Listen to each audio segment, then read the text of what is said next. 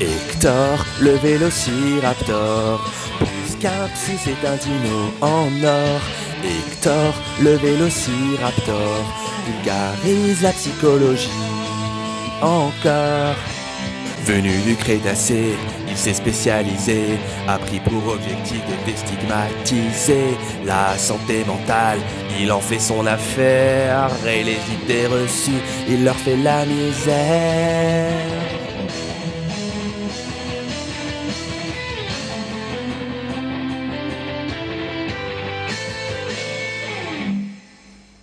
Donc bonjour à toutes et à tous, bienvenue sur la chaîne du Raptor Neuropsy. On a aujourd'hui un invité avec nous que je laisse se présenter.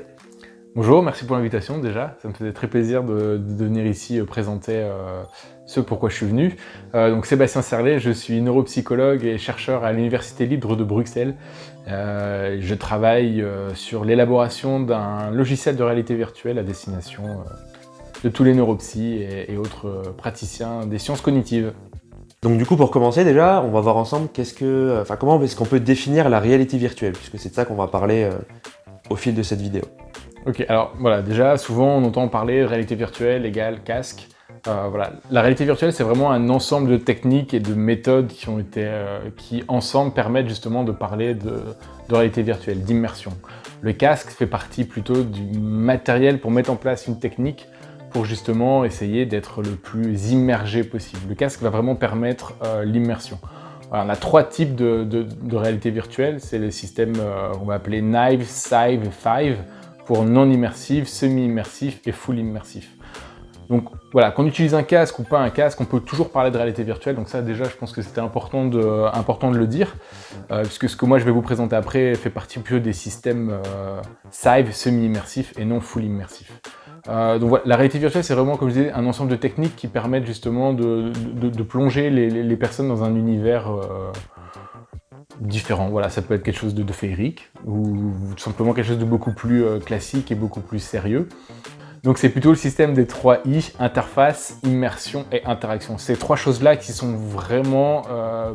voilà, c'est vraiment ça qu'on a besoin de mettre en place pour pouvoir parler de réalité virtuelle. C'est ce qui va vraiment permettre d'agir sur la perception qu'on va avoir de l'environnement pour qu'on puisse cogiter dessus et émettre une action. Donc forcément, si l'environnement se modifie, notre cognition va se modifier, notre action va se modifier. Donc on a besoin de trois choses. Quelque chose de visuel pour pouvoir justement voir ce monde virtuel en tout cas. Une interface dans laquelle on va pouvoir... souvent c'est l'homme-machine, une interface homme-machine. Et d'un point de vue comportemental, souvent ce sont des manettes ou alors tout simplement des joysticks ou un clavier souris pourrait très bien faire l'affaire. Et donc du coup, le projet sur lequel tu travailles, donc c'est le projet qui s'appelle Roger. C'est ça. Est-ce que tu peux du coup présenter un peu le projet et expliquer en quoi c'est de la réalité virtuelle? Bien sûr. Alors Roger est un projet qui existe depuis pas mal d'années, qui a été justement réfléchi par deux neuropsychologues de l'hôpital d'Erasme à Bruxelles, Catherine De Giorgio et Alexia Watley, qui sont à l'origine vraiment même du projet et qui, à un moment donné, se sont posé la question face à une problématique qui était comment amener le quotidien du patient en milieu hospitalier. Voilà, c'était très compliqué pour eux d'aller faire de l'évaluation sur place et il leur fallait vraiment des informations pertinentes sur l'handicap. Un trouble, voilà, un trouble neuropsychologique, on sait tous ce que c'est. On a parfois du mal à se rendre compte dans la vie de tous les jours en quoi ça peut être handicapant d'avoir un trouble de la mémoire épisodique, de la mémoire de travail ou un trouble des fonctions attentionnelles. Donc elles se sont posées la question en se disant ok, il va nous falloir maintenant un outil dans lequel on va pouvoir évaluer et rééduquer dans un contexte. Donc on parle de plus en plus de contexte écologique, dans des domaines en tout cas dont la réalité virtuelle peut permettre justement cette mise en place de contexte.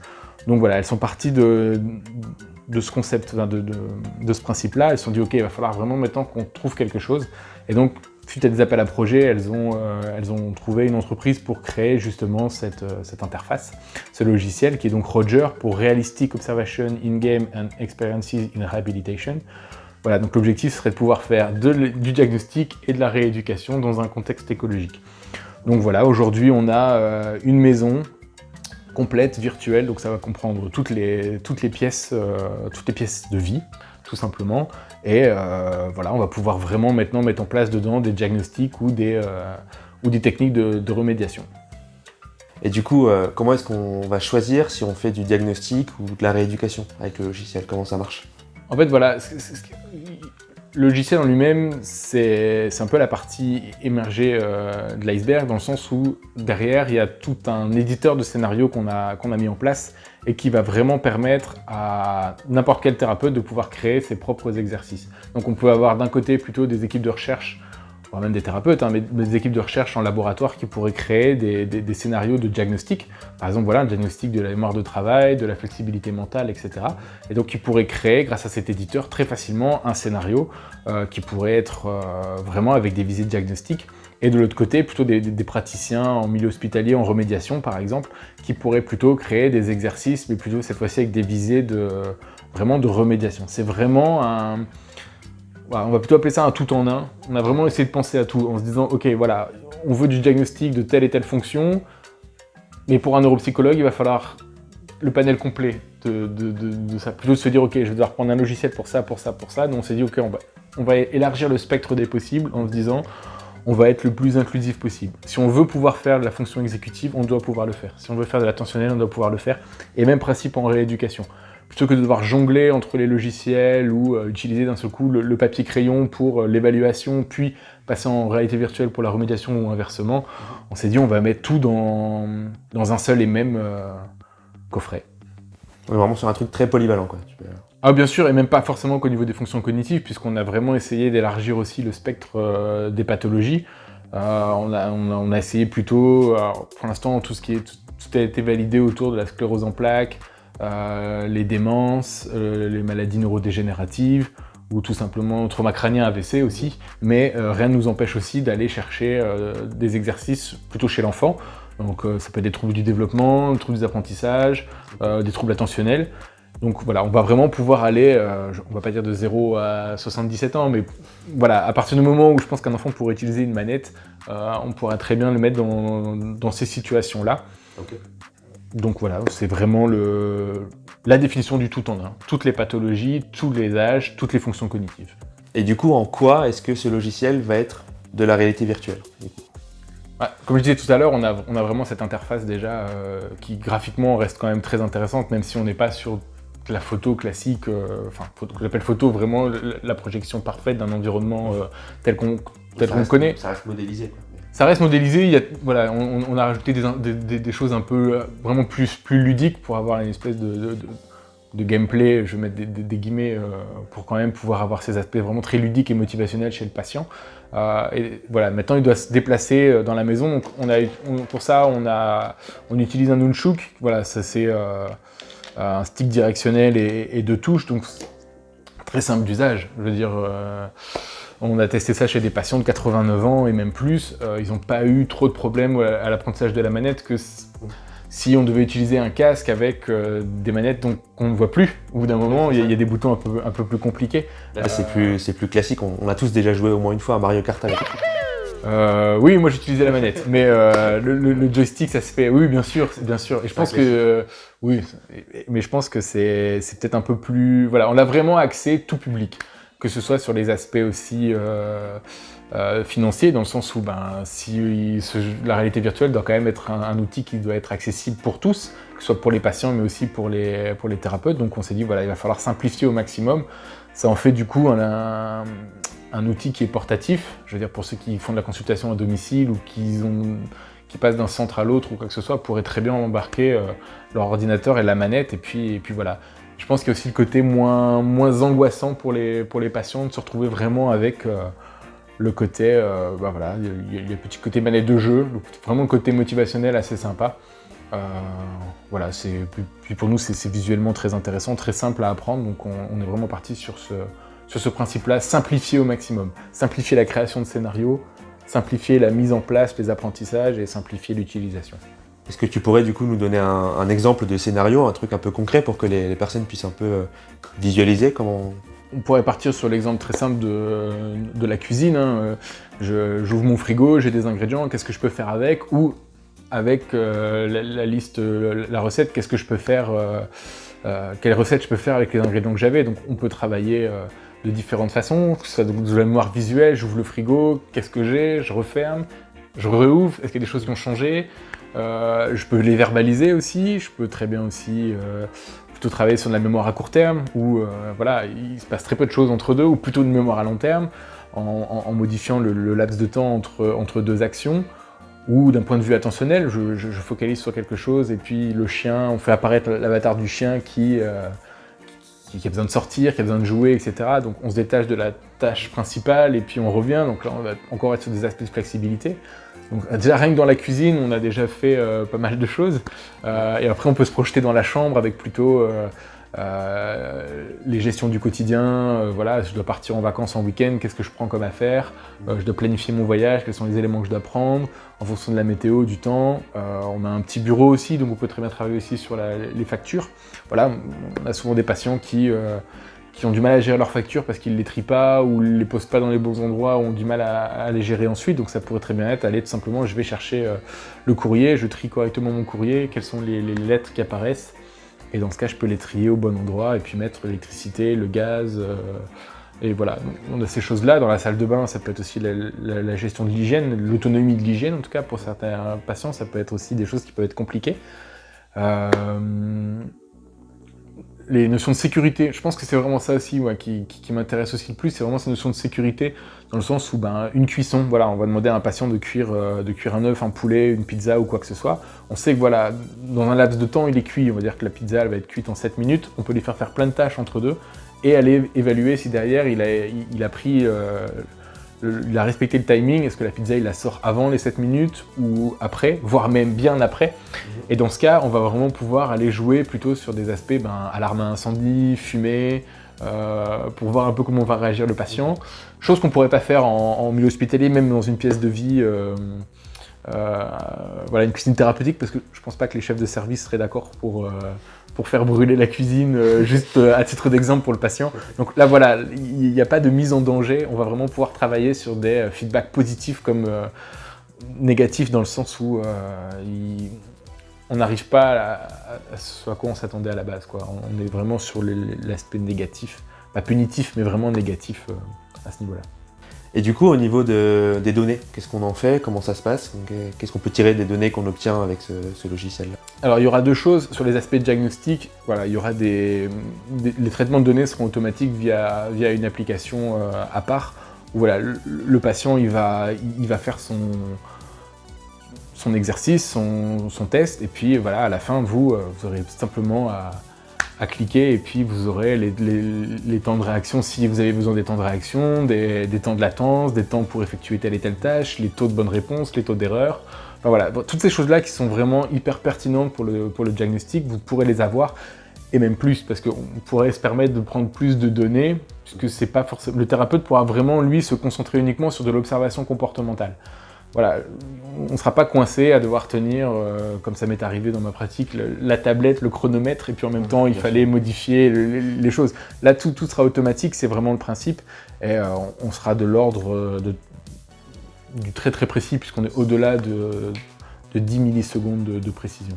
L'autre aspect, sur les aspects rééducation, ce sera exactement pareil, puisque dans les scénarios que vous pourrez créer, vous pourrez mettre aussi les éléments qualitatifs et quantitatifs que vous avez besoin. Si vous vous dites, ok, pour moi, il a besoin de réussir cette tâche en 10 minutes, et bien vous allez pouvoir vous définir ce timing de 10 minutes, où vous voulez avoir les informations sur plutôt les temps de réaction entre la consigne et l'exécution de la tâche.